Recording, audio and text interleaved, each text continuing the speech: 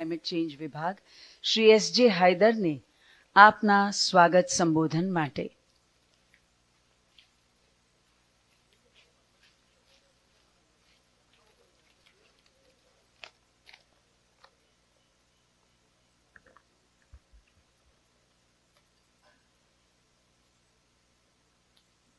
ગુજરાત સરકારના climate change ડિપાર્ટમેન્ટના સ્થાપના દિવસ નિમિત્તે હું ગુજરાત રાજ્યના આદરણીય મુખ્યમંત્રી શ્રી ભૂપેન્દ્રભાઈ પટેલ,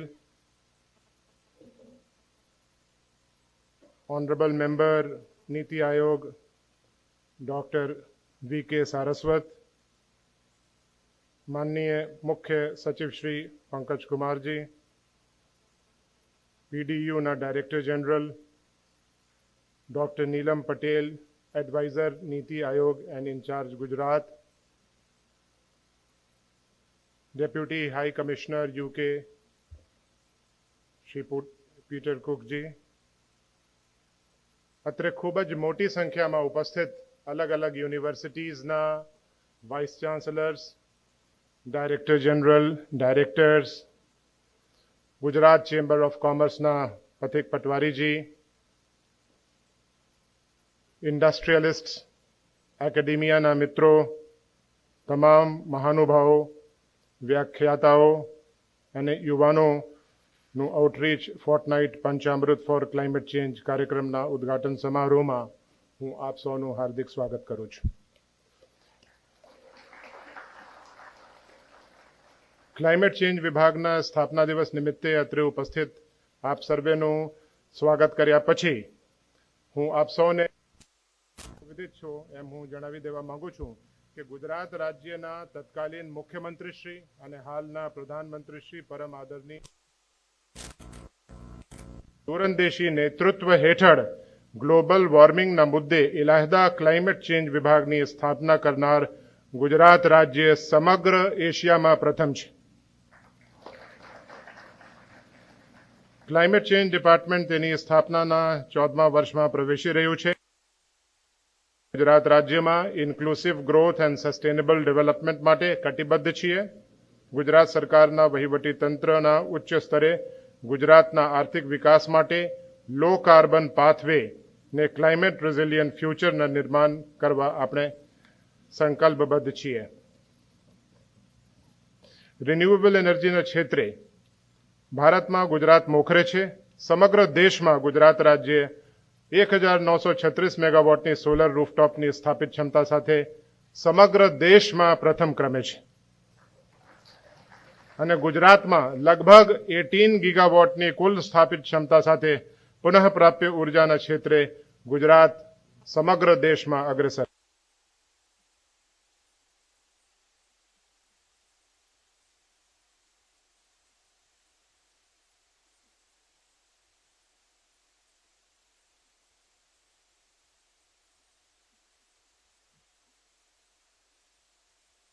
સ્ટોરેજ અને ગ્રીન હાઇડ્રોજનના ક્ષેત્રમાં સંશોધન, પ્રદર્શન અને વિકાસ માટે પ્રત્યેક વિષય માટે પ્રારંભિક તબક્કે કાર્યરત થઈ ગયેલ છે. અત્યાર સુધીમાં નેટ ઝીરોના લક્ષ્યને હાંસલ કરવા માટે રોડ મેપ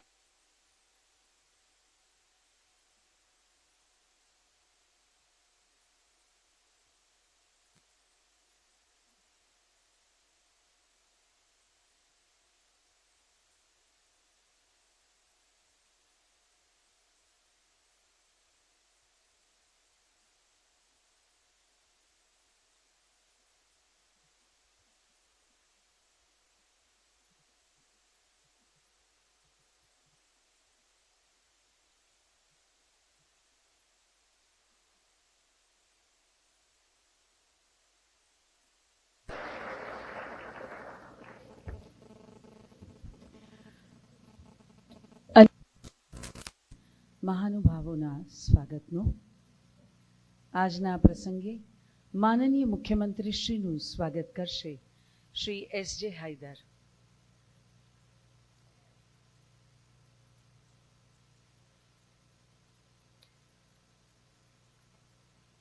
પુસ્તક ક્લાઇમેટ ચેન્જ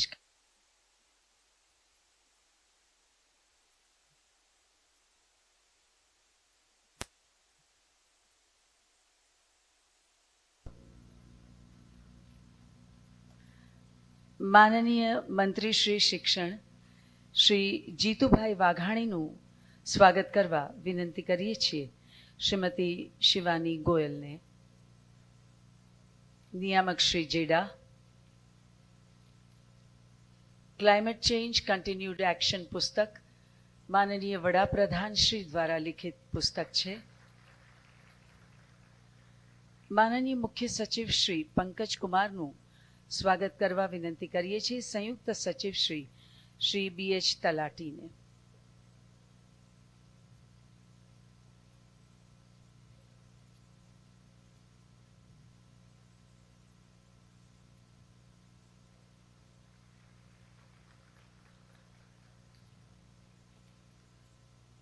શ્રી SJ હૈદરનું સ્વાગત કરશે શ્રીમતી શિવાની ગોયલ.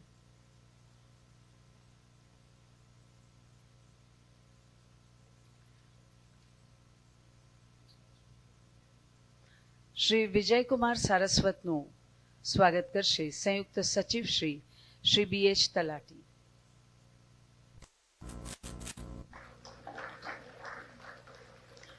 શ્રીમતી શિવાની ગોયલને ફરી એકવાર નમ્ર વિનંતી કે આપ શ્રી SJ હૈદરનું સ્વાગત કરશો.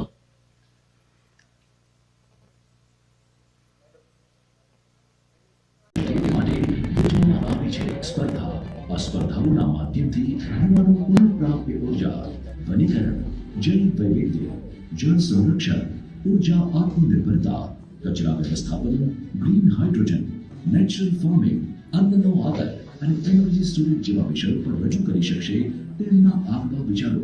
સાથે જ ગુજરાતની હજારો કોલેજોના લાખો વિદ્યાર્થીઓ ક્લાઇમેટ ચેન્જના વિવિધ વિષયો વિશે જાણકારી મેળવશે. આ આયોજન દ્વારા ગુજરાતના યુવાનો જોડાશે અને ગુજરાતની ક્લાઇમેટ ચેન્જના પડકારોને પહોંચી વળવાની પ્રતિબદ્ધતા માટે પોતાનું યોગદાન આપશે. વિવિધ તજજ્ઞોના ક્લાઇમેટ ચેન્જ વિષયોના સેમિનાર દ્વારા યુવાનોમાં જ્ઞાન અને સમજમાં વધારો થાય તે રીતે આયોજનોમાં સક્રિય ભાગીદારી નિશ્ચિત કરવામાં આવશે. ગુજરાત પવન ઉર્જાના 9.5 ગીગાવોટ, સૌર ઉર્જાના 8 ગીગાવોટ અને પુનઃપ્રાપ્ય ઉર્જાના કુલ 18 ગીગાવોટ સ્થાપિત ક્ષમતા સાથે કચ્છમાં નિર્માણાધીન 30 ગીગાવોટના પ્લાન્ટ સાથે આગામી વર્ષોમાં 50 ગીગાવોટથી વધુ સ્થાપિત ક્ષમતા દ્વારા ભારતમાં 55 લક્ષ્યો હાંસલ કરવામાં આગેવાન રાજ્ય બની રહ્યું છે. ગુજરાતે ભારતના રાષ્ટ્રીય સ્તરે નિર્ધારિત યોગદાન અને સસ્ટેનેબલ ડેવલપમેન્ટ ગોલ્સ અનુસાર ક્લાઇમેટ ચેન્જ પર સ્ટેટ એક્શન પ્લાન તૈયાર કર્યો છે. ક્લાઇમેટ ચેન્જ વિભાગ ક્લાઇમેટ ચેન્જ અનુકૂલન અને શમનને લગતી વિવિધ વિભાગોની પ્રવૃત્તિઓનું સંકલન કરીને ગુજરાતનું ગ્રીન બજેટ રજૂ કરી રહ્યું છે. વર્તમાન નાણાકીય વર્ષના બજેટમાં રાજ્ય સરકારના કુલ 19 વિભાગો દ્વારા ક્લાઇમેટ ચેન્જ સ્કીમ હેઠળ ₹9,000 કરોડની જોગવાઈ કરવામાં આવી છે. 2022માં નીતિ આયોગ દ્વારા પ્રકાશિત એનર્જી એન્ડ ક્લાઇમેટ ઇન્ડેક્સમાં ભારતના તમામ રાજ્યોમાં પ્રથમ સ્થાન મળ્યું છે. સોલર રૂફટોપ ઇન્સ્ટોલેશનમાં 2000 મેગાવોટ સાથે ગુજરાત પ્રથમ સ્થાને છે.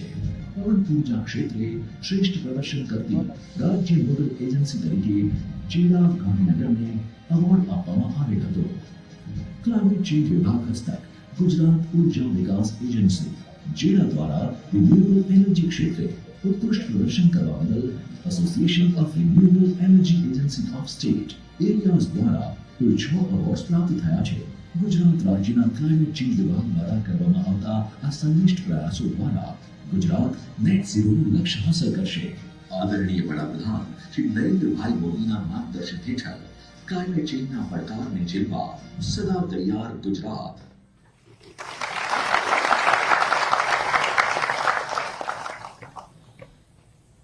એ હતી ફિલ્મ જેણે પંચામૃતની આપણને માહિતી આપી.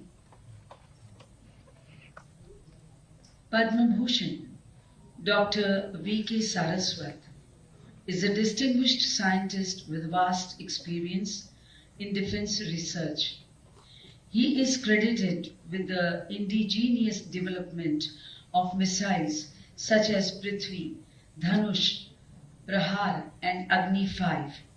As member Niti Aayog, Dr. Saraswat initiated the methanol economy program for transportation and generation of energy and production of chemicals and fertilizers. Entrusted with the task of achieving the Panchamrit goals, we are honored to invite Dr. V.K. Saraswat for his address.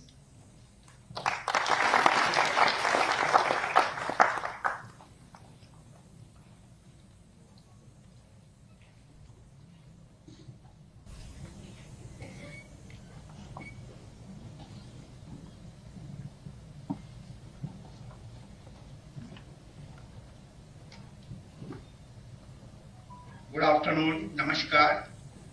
Honorable Chief Minister of Gujarat, Shri Bhupendra Jagdikant Patel ji, other dignitaries on the dais, large number of esteemed participants and dignitaries who have come for this outreach program. I wish you a very warm good afternoon. I am indeed very happy to participate in this particular event where we are going to launch Panchamrit for the outreach for the students across the state of Gujarat. All of us just now saw this little film on the progress made by Gujarat after the 2015 commitments which our Honorable Prime Minister Shri Modi ji made. And since then, there has been significant amount of work across the country where we are working towards setting up large number of installations for renewable energy production and so on. Today we have almost 140 governments who have promised to reach net zero, covering about 90% global emissions. After that, we had the 26th conference of the Paris COP26, where India's Prime Minister, Honorable Shri Narendra Modi ji, hit the news with his commitment to be the net zero by 2070. What is net zero? Net zero refers to a balance where emissions of the greenhouse gases are offset by the absorption of an equivalent amount from the atmosphere. Experts see net zero targets as a critical measure to successfully tackle the climate change and its devastating consequences. During the conference, number of countries made pledges. For example, China announced no new pledges. Only they said that by 2060 they will be net zero. United States talked of a domestic legislation to spend about $555 billion to boost the renewable power and electric vehicles. And they also said that they will reach net zero by 2050. Our Honorable Prime Minister was very pragmatic and knew how India would be able to do that. He said country's economy will become carbon neutral by the year 2070. India has taken initiatives to fight against the climate change, has developed progressively and made new jumps with COP26. These plans are massive opportunity for all sectors and for growth of the economy. India already ranks 5th in the world with regard to the installed renewable energy capacity and managed to increase the renewable energy installed capacity by 226% in the last 5 years. By doing so, India achieved its nationally determined contribution commitment of 40% non-fossil based installed power capacity, and which is about 9 years ahead of the intended goal. In spite of that, our Honorable Prime Minister came out with 5 essential commitments announced during the COP26, and he called them Panchamrit, which include a step plan for greener India. What did he say in the Panchamrit 5 big goals for India? He said, we will be achieving net zero by 2070. We will reduce total projected carbon emissions by 1 billion tons starting now till 2030. We will increase renewable energy components to 50% of our total energy requirement by 2030. Reducing carbon intensity by 45% by 2030 and increasing non-fossil energy capacity to reach 500 gigawatts by 2030. So the roadmap for Panchamrit is in 5 phases, essential commitments announced by the Honorable PM, which includes a step plan for a greener India. These are massive opportunities for all sectors and for growth. What is the phase 1?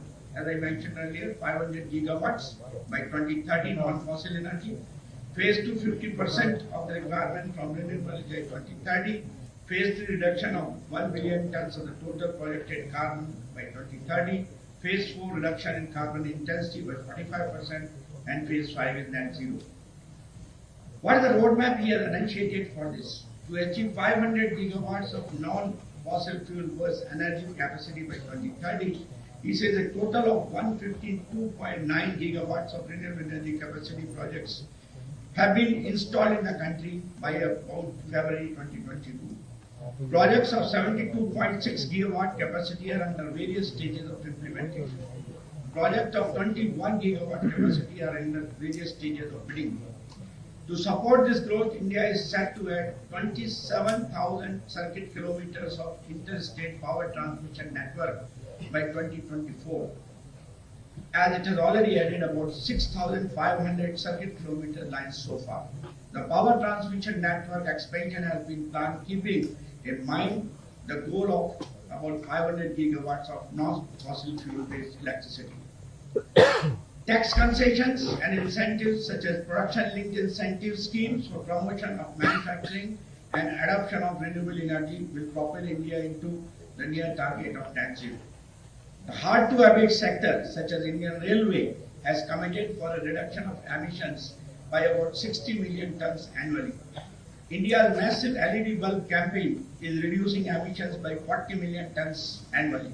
Appropriate measures are being taken across many sectors including water, agriculture, forest, energy and enterprise, sustainable mobility and housing, waste management, circular economy and resource efficiency to achieve this target. There is a transition for energy all of us are looking at today. India is walking on a tightrope as it tries to balance meeting energy security for its 1.4 billion people and at the same time contributing to global efforts to reduce the greenhouse gas emissions. What is the pathway? National Coal Gasification Mission has been announced by our Honorable Prime Minister. There are 100 million tons of coal using clean coal technology will be gasified. To curb the carbon dioxide emissions from industries like power, steel, cement, setting up of carbon capture utilization facilities to lower the footprint. Utilization of the captured carbon dioxide for green methanol production, aggregate production, graphene production and so on. National Green Hydrogen Mission, which was also shown in the film. Introduction of BS6 fuels, renewable fuels and infrastructure for energy and fuel distribution for energy transition in the transport sector. As India is traversing its energy transition journey, its success story would be written in the annals of history and would serve as a source of inspiration for clean energy transition all over the world. Another major area is agriculture. Farmers are at the front line of climate change. Agriculture faces three interrelated challenges if it is to produce more with less: food security through increased productivity and affordability, resilience to climate conditions through adapting and responding and mitigating environmental impact. So there is a need for food security, where an increased crop tonnage per hectare, reducing crop losses, increasing food safety, reducing land use and soil exhaustion, protecting ecosystem by reducing fertilizer, leaching and runoff pollution into the waterways, reducing emissions like combined global warming potential of methane and nitrogen oxides in the rice production. Greening of industry is a method to attain sustainable economic growth and promote sustainable economies. For that, Government of Gujarat may have to encourage private sector participation in sustainable infrastructure development through strategic partnership for development, identification of financing options and resource mobilization through partnerships, development of multi-sectoral partnerships for green economies, inclusive business development, and evaluation of the development indicator systems for monitoring and impact assessment of the climate policies. Our cabinet recently has approved new climate policy in the current financial year. India is now committed to achieve new targets to ease burden on climate by about 2030. India now stands committed to reduce emissions intensity of GDP by 45% by 2030 from 2005 level, to promote sustainable lifestyle LIFE, Lifestyle for Environment, as a key to the combating climate change has been added in the NDC. Achieve about 50% cumulative electric power installed capacity from non-fossil fuel based energy by 2030.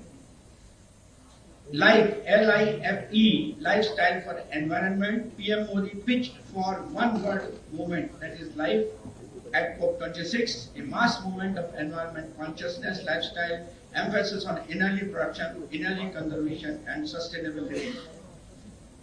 There are co-benefits of following the Panchamrit vision of our Honorable Prime Minister. India can almost double the number of jobs to the energy sector by 2030 by following an ambitious decarbonization pathway. On the bright side, India can significantly unburden health budgets by greening the economy and deploying renewable energy. So there are certain suggestions which I would like to mention, and this is particularly with respect to the carbon dioxide abatement. Governments need to establish regulatory environment to allow carbon capture, utilization and storage technologies to be deployed at scale and early to establish a new industry. Build CO2 transport and storage infrastructure to scale to bring down costs and encourage CCUS.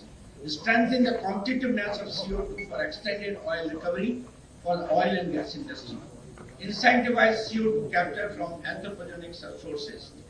Promote R&D programs and initiatives that can unlock the economic potential of CO2 utilization. Set standards to help industry develop production with CO2. Introduce financial mechanisms.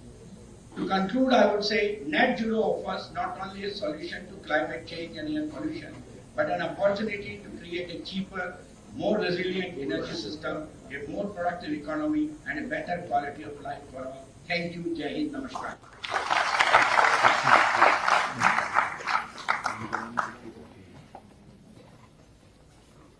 Thank you, sir, for that very inspiring and enlightening address.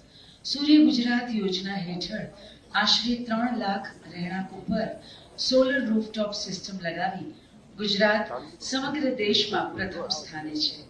Climate change વિભાગ દ્વારા તે વતી આજે અગ્ર સચિવ Shri એસ.જે. Hyder subsidy માટેનો રૂપિયા 206 કરોડનો ચેક GUVNL ને અર્પણ કરવામાં આવશે, જેને GUVNL વતી UGVCL ના મેનેજિંગ ડિરેક્ટર શ્રી પ્રભવ જોશી સ્વીકારશે.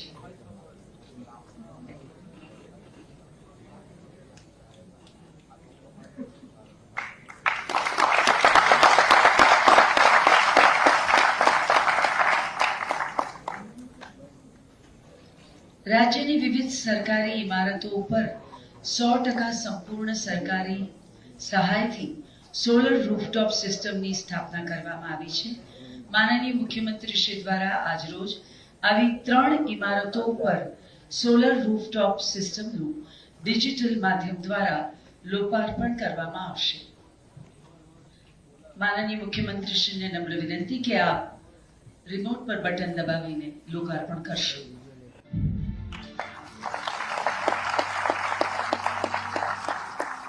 ગુજરાત સરકારની ક્લાઇમેટ ચેન્જ પ્રોત્સાહન નીતિના કારણે આજે ગુજરાત સમગ્ર દેશમાં સોલર રૂફટોપમાં 2000 મેગાવોટ ક્ષમતા સાથે અગ્રેસર છે. ગુજરાતને વર્ષ 2021-22માં સૌથી વધુ સૌર ઉર્જા ક્ષમતાનો ઉમેરો કરવા માટે એવોર્ડથી સન્માનિત કરવામાં આવે છે. ગુજરાત સરકારના ક્લાઇમેટ ચેન્જ વિભાગ હસ્તકની ગુજરાત ઉર્જા વિકાસ સંસ્થા દ્વારા ગુજરાતમાં અત્યાર સુધી અંદાજે 1771 શૈક્ષણિક સંસ્થાઓ, કલેક્ટર કચેરી, સરકારી કોલેજો, પોલીસ સ્ટેશન, હોસ્પિટલો વગેરે સરકારી ઇમારતો પર કુલ 40,590 કિલોવોટ ક્ષમતાની સોલર રૂફટોપ સિસ્ટમ લગાવવામાં આવી છે, જેના દ્વારા આશરે 5.9 કરોડ વીજ યુનિટનું વાર્ષિક ઉત્પાદન થાય છે. આજ રોજ એડમિનિસ્ટ્રેટિવ બિલ્ડિંગ સરદાર સરોવર નર્મદા નિગમ, જીઓ નર્મદા 150 કિલોવોટ, સરકારી government polytechnic college Surat 70 kilowatt, નાયબ પોલીસ કમિશનર શ્રીની કચેરી અમદાવાદ શહેર 50 કિલોવોટ સોલર રૂફટોપ સિસ્ટમનું લોકાર્પણ કરવામાં આવશે, જેનાથી અંદાજે 4 લાખ યુનિટની વાર્ષિક વીજ બચત થશે. સૌર ઉર્જા પ્રકૃતિનો મિત્ર અને પ્રગતિનો પર્યાય. આભાર માનનીય મુખ્યમંત્રી શ્રી આપનો. જ્યારે સમગ્ર વિશ્વ સામે છે ક્લાઇમેટ ચેન્જનો પડકાર, ત્યારે ગુજરાત છે તેને નવી તકોમાં ફેરવવા તૈયાર. જે પૈકી એક છે બાયોગેસ પ્લાન્ટ યોજના, જે અંતર્ગત ગુજરાતની વિવિધ ગૌશાળા, પાંજરાપોળ, સંસ્થાકીય શૈક્ષણિક તેમજ ચેરિટેબલ ટ્રસ્ટ સંસ્થાઓને સબસિડી આપવામાં આવશે. આ યોજના અંતર્ગત માનનીય મુખ્યમંત્રી શ્રી દ્વારા 2 લાભાર્થીઓને સબસિડી સહાયનું વિતરણ કરવામાં આવશે. સૌપ્રથમ આમંત્રિત કરીએ છીએ ખેતીવાડી ઉત્પન્ન બજાર સમિતિ APMC વડોદરા.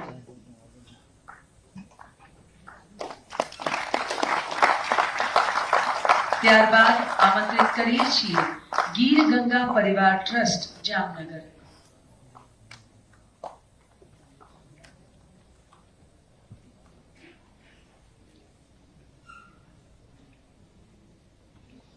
ગીર ગંગા પરિવાર ટ્રસ્ટ જામનગર. આભાર. રાજ્યમાં ધોરણ 9 થી કોલેજ સુધીનો અભ્યાસ કરતા વિદ્યાર્થીઓને બેટરી સંચાલિત દ્વિચક્રી વાહન માટે ₹12,000ની નાણાકીય સહાય આપવામાં આવે છે. માનનીય મુખ્યમંત્રી શ્રી તથા મંચસ્થ મહાનુભાવોના વરદ હસ્તે લાભાર્થી વિદ્યાર્થીઓને પ્રતિકાત્મક ચાવી અર્પણ કરવામાં આવશે.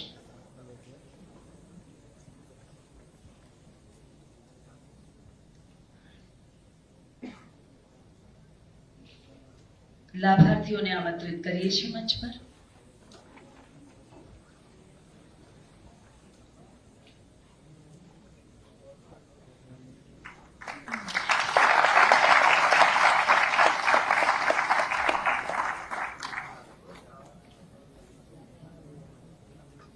આભાર. પ્લાસ્ટિક કચરાના એકત્રીકરણ માટે ગ્રામ્ય વિસ્તારમાં સખી મંડળની બહેનોને પ્રોત્સાહક રકમનું માનનીય મુખ્યમંત્રીશ્રીના હસ્તે આજે વિતરણ કરવામાં આવશે. આમંત્રિત કરીએ છીએ જય ભોલે મિશન મંગલમ સખી મંડળને.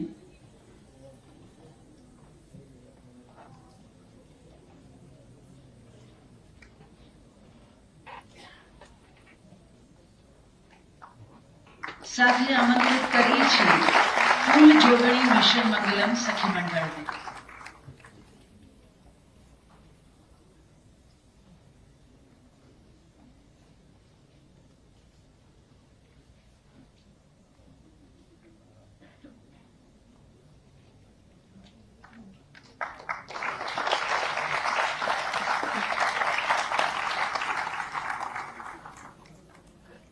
આભાર માનનીય મુખ્યમંત્રી શ્રી આપનો.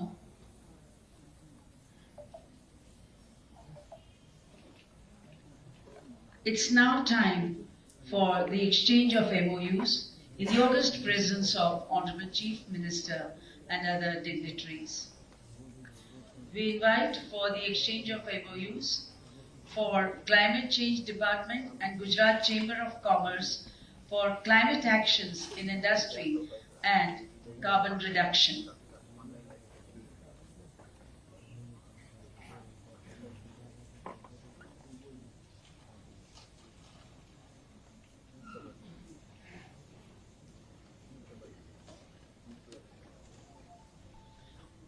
The next MOU will be exchanged with Climate Change Department by MS University, Baroda, to promote research and innovation on climate change.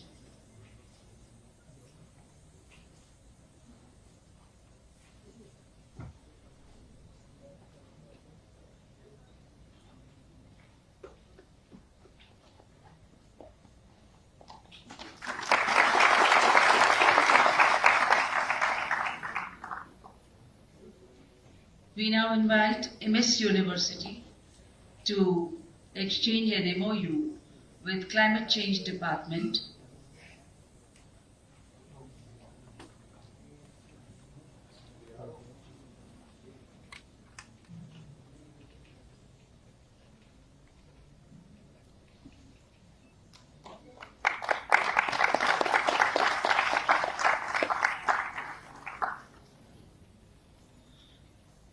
We next invite Indian Institute of Teachers Education for teachers training on climate change syllabus in schools to exchange an MOU with Climate Change Department.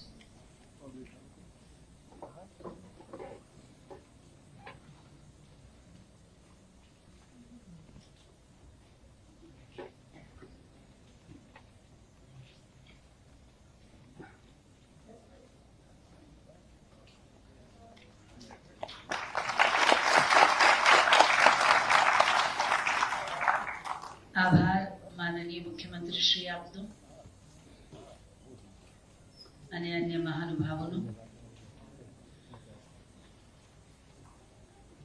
ભારતના માનનીય વડાપ્રધાન Shri Narendrabhai મોદીજીએ COP26 માં જે પંચામૃત સંકલ્પો વિશ્વ સમક્ષ મૂક્યા તેને ગુજરાતમાં માનનીય મુખ્યમંત્રી શ્રી ભૂપેન્દ્રભાઈ પટેલે સિદ્ધ કરવા સંકલ્પબદ્ધ છે.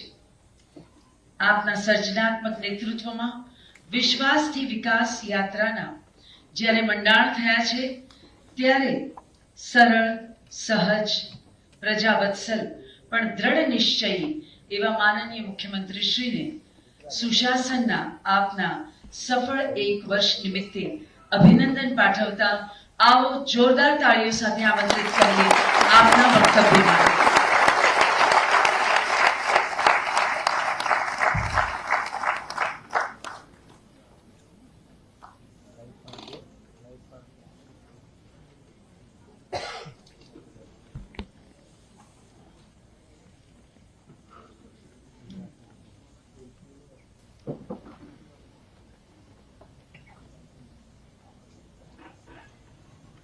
વૈશ્વિક નેતા, ટેકનોસેવી વડાપ્રધાન આદરણીય શ્રી નરેન્દ્રભાઈ મોદી સાહેબના જન્મ દિવસે રાજ્ય સરકારના ક્લાઇમેટ ચેન્જ વિભાગ દ્વારા આયોજિત પંચામૃત ફોર ક્લાઇમેટ ચેન્જ અંતર્ગત યુથ આઉટરીચ પખવાડિયામાં મારી સાથે મંચ ઉપર ઉપસ્થિત મારા સાથી મંત્રી શ્રી જીતુભાઈ વાઘાણી, નીતિ આયોગના સભ્ય શ્રી ડોક્ટર વિજયકુમાર શાશ્વત, મુખ્ય સચિવ શ્રી પંકજ કુમાર, અગ્ર સચિવ શ્રી S. હૈદર, PDEU ના director general Shri doctor S. મનોહર, સંયુક્ત સચિવ શ્રી H. તલાટી, NITI Aayog senior adviser Shri doctor નીલમ પટેલ, જેડાના નિયામક શ્રી શિવાની ગોયલ, સૌ લાભાર્થીઓ, વિદ્યાર્થી મિત્રો, આમંત્રિત મહાનુભાવ, પ્રેસ મીડિયાના મિત્રો, સૌને મારા નમસ્કાર.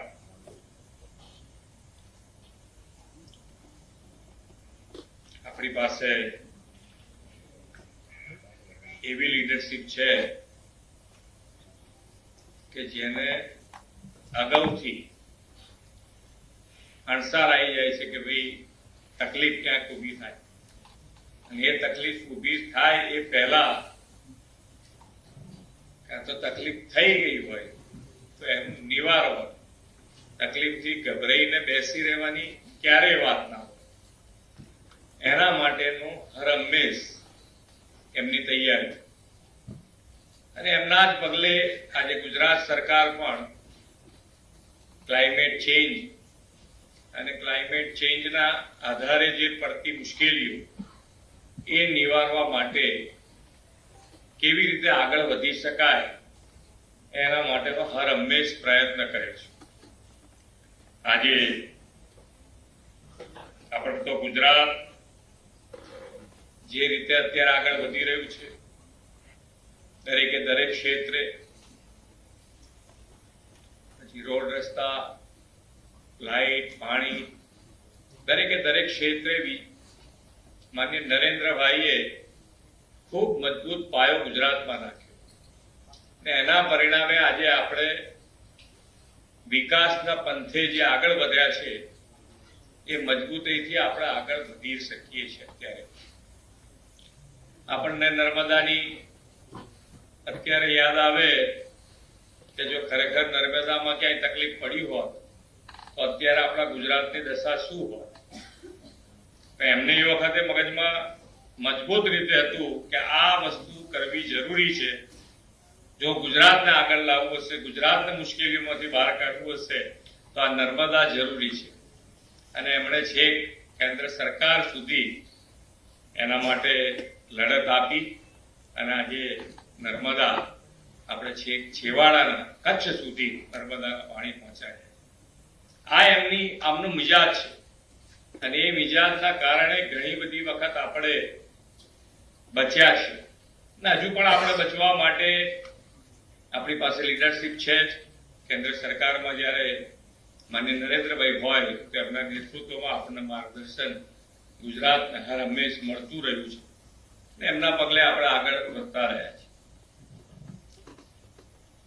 યુવાનો હોય અને યુવાનો માટે શું કરી શકાય, કેવી રીતે કરી શકાય. ઘણી વખતે આપણે ભણતા હોઈએ ત્યારે આપણને આ બધા વિષયો આવતા હોય અને પ્રોફેસર હોય કે આપણા ચાન્સેલર હોય એટલે આપણને કીધું હોય તો આપણે અહીં બેઠા હોઈએ, પણ જલ્દી પતે તો સારું, એના સિવાય બીજું. તમારી જગ્યાએ હું હોઉં તો મને બી એવું જ હોય, એમાં કઈ પેલું નથી. પણ જરૂરી છે એ પછી ઘણી વખત ખ્યાલ આવતો હોય એવો. બરોબર છે. તો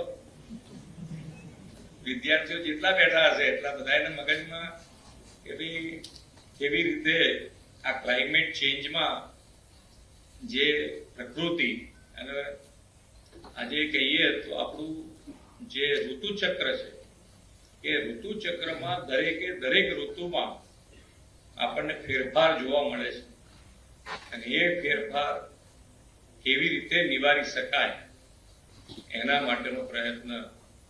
એમાં સૌથી વધારે કે જે કાર્બન આપણે છે એ કાર્બન કેવી રીતે ઓછો કરી શકાય એના માટે સૌથી વધારે જે ભાર મૂક્યો છે કે રિન્યુએબલ એનર્જી ઉપર વધારે ભાર.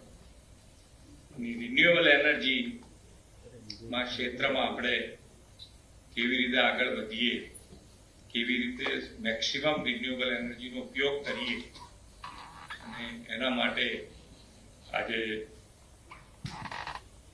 ગુજરાત સરકાર દ્વારા યુવાનો માટે આ પંચામૃત ક્લાઇમેટ ચેન્જ અંતર્ગત આજે પખવાડિયાનું એક જુદા જુદા સેમિનાર દ્વારા કે કેવી રીતે આ પ્રજાજનો સુધી પહોંચાડી શકીએ, આપણે શું કરવાથી એની અંદર આપણને બચાવ થાય અથવા તો ક્લાઇમેટ ચેન્જનો ફાયદો થાય એના માટેનો પ્રયત્ન ગુજરાત સરકારે શરૂ કર્યો છે અને એમાં આપ સૌ સહભાગી થયા છો. આપણા માટે ખૂબ આનંદની વાત છે. ઘણી વખતે આપણને એમ થતું હોય કે ક્યાં અત્યારે આની જરૂર છે કે કેવી રીતે જરૂર છે, પણ નાની વસ્તુ આપણને ખૂબ ઉપયોગી થતી હોય છે. અને નરેન્દ્રભાઈ હંમેશા નાના માણસનો, છેવાડાના માણસનો વિચાર કરીને હંમેશા આગળ વધ્યા છે. એટલે કોઈને જ્યારે પણ ઉપયોગ કરવાનો હોય તો આજે હમણાં જ અહીંયા ગુજરાતથી એમણે આપણા પંચાયતના જે સરપંચો હતા એમની એક મિટિંગમાં કીધું કે ભાઈ દરેક ગામમાં 75 તળાવ થવા જોઈએ, આ તો 75 પ્રાકૃતિક ખેતી ઉપર ખેડૂતો વળે. આ પ્રાકૃતિક ખેતી એ પણ આપણા માટે ભવિષ્યના આજની એક માંગ છે કે ભાઈ પ્રાકૃતિક ખેતી એટલે અત્યારે જે પ્રમાણે આપણે જોઈએ છે તો આખો એક દશકો હેલ્થમાં બી બદલાઈ ગયો કે પહેલા 55 પછી આપણને હેલ્થની ચિંતા થતી, અત્યારે 45 થી થવા માંડી કે હવે થોડું ચેક કરાવવું પડશે એવું લાગે છે. આખો દશકો બદલાઈ અને એ દશકો બદલાયો છે ત્યારે આપણને એમ થાય કે ભાઈ એની મેં સોલ્યુશન અત્યારથી. એટલે નરેન્દ્રભાઈ હરમેશ મેં પહેલા કીધું એમ કે હરમેશ અગાઉનું જોઈએ અને એના કારણે આજે પ્રાકૃતિક ખેતી તરફ એમણે મિશન ઉપાડ્યું છે અને એમાં પણ ગુજરાત ખૂબ સારું કામ કર્યું છે. અને પ્રાકૃતિક ખેતી એટલા માટે જરૂરી છે કે જે રાસાયણિક ખેતીથી જે અનાજ ઉત્પન્ન થાય છે એના કારણે ઘણા બધા રોગો પણ શરીરમાં થાય છે અને રાસાયણિક ખાતરોના કારણે જમીનનું પણ સ્વાસ્થ્ય બગડી રહ્યું છે. એટલે જમીનનું પણ સ્વાસ્થ્ય સુધરે અને આપણું પણ સ્વાસ્થ્ય સુધરે એના માટે પ્રાકૃતિક ખેતી તરફ પણ આપણે સંકલ્પબદ્ધ છીએ, એના માટે પણ આગળ વધી રહ્યા છે. આજે આપ સૌ જ્યારે આદરણીય વડાપ્રધાનશ્રીના દેશના અમૃતકાળ માટેના જે 5 સંકલ્પો સાથે સાથે પહેલા 5 સંકલ્પો માટે તો અહીંયાથી વાત થઈ છે એટલે ફરીથી એ દોહરાવતો નથી, પણ જે માન્ય આદરણીય વડાપ્રધાનશ્રીએ દેશ જ્યારે અમૃતકાળમાં પ્રવેશે છે ત્યારે જે 5 સંકલ્પો આપ્યા છે તેમાંનો એક સંકલ્પ છે વિકસિત ભારતનું નિર્માણ. અને આપણે એવા વિકસિત ભારતના નિર્માણ કરવું છે જ્યાં આવનારી પેઢીને આપણે શુદ્ધ હવા, પાણી, ખોરાક અને પ્રદૂષણ મુક્ત જીવન પૂરું પાડી શકાય. આ માટે યુવાનોની ભાગીદારી એ ક્લાઇમેટ ચેન્જને નાથવામાં સૌથી અગત્યનું પરિબળ આપણને સાબિત થવાનું છે. આજના યુવાનો એ આવતીકાલના નિર્ણાયકતા અને ગુજરાત તેમજ દેશના સસ્ટેનેબલ ડેવલપમેન્ટ માટે યુવા શક્તિની તાતી જરૂરિયાત પણ છે. પર્યાવરણના પ્રશ્નો તેમજ ક્લાઇમેટ ચેન્જને કારણે સર્જાતી સમસ્યાઓ વિશે આજનો યુવાન જાગૃત બને અને સમાધાન શોધવામાં અગ્રેસર બને તે પણ સમયની માંગ છે.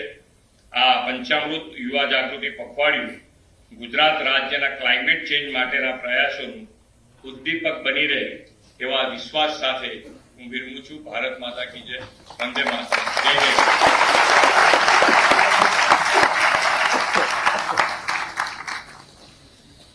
આભાર માનનીય મુખ્યમંત્રી શ્રી આપના માર્ગદર્શક વક્તવ્ય માટે. અને આ સાથે આજનો કાર્યક્રમ અહીં સમાપ્ત કરીએ તે પહેલા માનનીય મુખ્યમંત્રી શ્રીનો ખૂબ ખૂબ આભાર કે આપે આપના વ્યસ્ત સમયમાંથી અમારા માટે વિશેષ રૂપે સમય ફાળવ્યો. સાથે આભાર, thank you so much sir, doctor Saraswat.